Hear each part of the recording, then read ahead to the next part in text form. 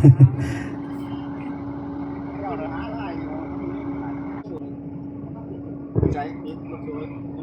รยากาศเป็นมื้อสุดท้ายส่งท้ายปีเก่าตอนรับปีใหม่ทางวงดนตรีจันดีแบนด์เพิ่นก็ได้เฮ็ดที่สู่ขวัญผูกแขนตามฮีตของประเพณี12ของ14ที่ได้เฮ็ดมาแต่ละปีเราก็บ่เคยขาดบ่เคยทิ่มเคยปะฉะนั้นก็เพิ่นก็ได้เชิญทั้งอำนาจการปกครองบ้าน3หมู่บ้านแล้วก็พร้อมด้วยตาแสงแล้วเขามาร่วมเป็นพิธีเป็นสิริมงคลขอต่อแขนหักเอาโศกเอาไส้ส่งท้ายปีเก่าตอนรับปีใหม่ขอให้มีแต่ความสุขกายสบายใจปรารถนาสิ่งใดขอให้ได้สมความมุ่งมั่นปรารถนาเพื่อสุขคน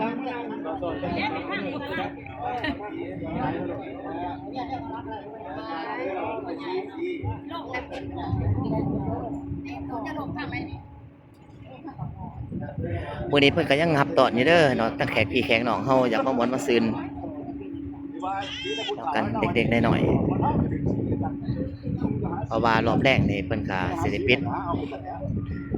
ถือว่ายกเลิกเนาะในการม่วนซื่นอยู่ในสถานที่แห่งนี้เนาะปีหน้าฟ้าใหม่จะคอยพบปะกันใหม่อีกพี่น้อง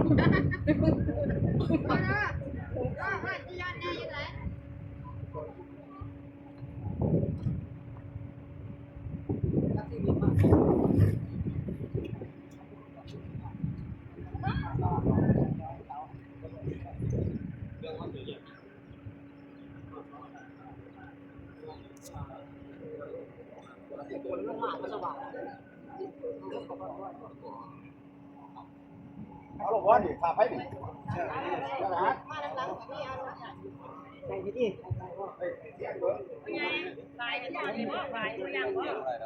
ดับอะไรหรอลงเ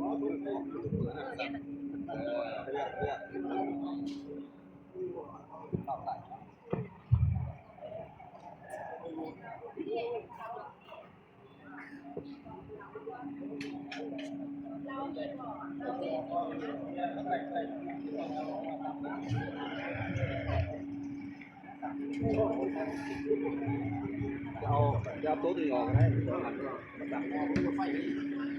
ตับ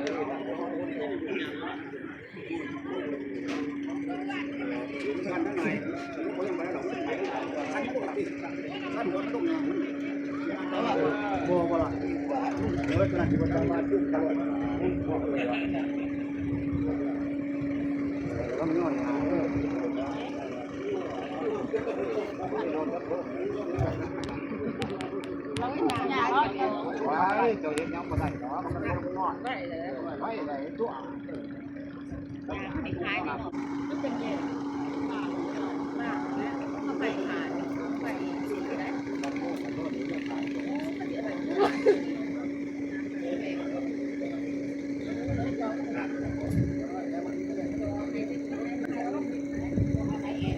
ไก่แคมน้ำเย็นไปเย็นนะพี่น้อง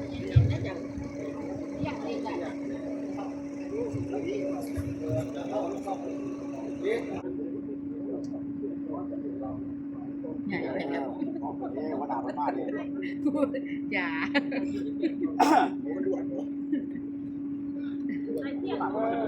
ก ำลังจะทำที่บายสีสู่ขวัญส่งท้ายปีเก่าตอนรับปีใหม่ผูกแขนไอ้น้องวงดนตรีจอนนี่แบนด์มื้อนี้เป็นมื้อสุดท้ายของปีใหม่เด้อห้องว่าย่อห้องแนวฝาขาวห้องแนวเอาย่อเขาแต่งกันแล้วบ่ได้แต่งมันบอกแต่งอยู่บ้านบ่ได้เป็นห้องฝาขาวดิคนหมอแต่งกันแล้วมันสมบูรณ์มันได้อยู่บ้านคนหมอแต่งบ่ตาบุกตั้งใจเนาะเยี่ยมสาธุนะโมตัสสะภะคะวะโตอะระหะโตสัมมาสัมพุทธัสสะนะโมตัสสะภะคะวะโตอะระหะโตสัมมาสัมพุทธัสสะนะโมตัสสะภะ คะวะโตอะระหะโตสัมมาสัมพุทธัสสะสักเขกะเมจรูปเปกิริสิกขารตาเตจันทลิเควิมาเนทิเปรทิจักาเมกาโลนะขหาเนเกหังบาตุเมเขเต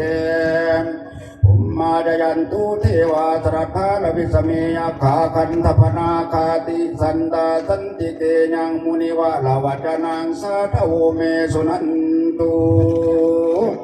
ธรรมสวนาการโรอายัมปัทันตาธรรมสวนาการโรอายัมปัทันตาธรรมสวนาการโรอายัมปัทันตาสาธุสาธุอุกาตาฟุงขาทั้งหลายของเถิดเทพบุตรเทพลายินพุมยมมาลาสาตาตถุกบาลทั้งสี่จงเสด็จลงมาในสถานที่นี้มื้อนี้เป็นวันศรีมหามงคลเจ้าป่าคนจะได้ทำพิธีผูกแขนให้แก่ไอ้น้ององค์ดนตรีของเฮาในวันนี้ลังนันฟุ้งขาทั้งหลายที่คองเชิญมายังเทพเจ้าทุกตัวเราจงเสด็จลงมาเป็นประธานร่วมนำพิธีล้อมโมตัสสะภะคะวะโตอะระหะโตสัมมาสัมพุทธัสสะนะโมตัสสะภะคะวะโตอะระหะโตสัมมาสัมพุทธัสสะเทพพรปวลาเวนวิเศษอเนกาเตโสไสยตุภวังไสยมังคลาติเลสอเนกสวัสดีไม่ที่จงมีแก่กุฏามนุษย์กุพันคันธาปัญญาคาเมกาลาสุลินสุลายินพุมยุมมาลาสาอุตตามโยหัวนางคุณแม่นแล้วจริงได้แต่งเป็นผ้าขวัญอยู่สนนใส่ลายมีทั้งฝ่ายผู้แขนเป็นใส่ก้อยปาดหน่อยสวยสังวานอาหารลายเหลือมา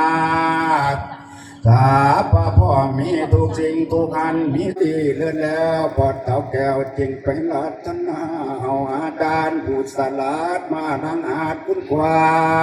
นควรขึ้นเสมอจอมปราสาทคุณควรขึ้นเสมอถาดผู้หลวงคุณควรขึ้นเหมือนดังผู้แผ่นดินแดงให้เจ้าแข็งปันแผ่นดินลาดให้เจ้ามันปันเดียมอาจเสาเสมอเนมจามเลื่อนเป็นอัดวางยาไหลผูยาไหลลวงอายุสวัสดีที่อาราคานเมื่อมาเยอะขวัญเดินผวงขาทั้งหลายทั้งอัดญาลัดถาการถ่อแก่พ่อแม่พร้อมฝูงบัวหินทรายหลายคนมากับคังสะพามพร้อมฝูงโมนาลีพร้อมกันมาภาษีผูกแขนให้แก่ไอ้น้องวงดนตรีพร้อมทั้งคณะจัดตั้งของเอาในวันนี้ดังนั้นจริง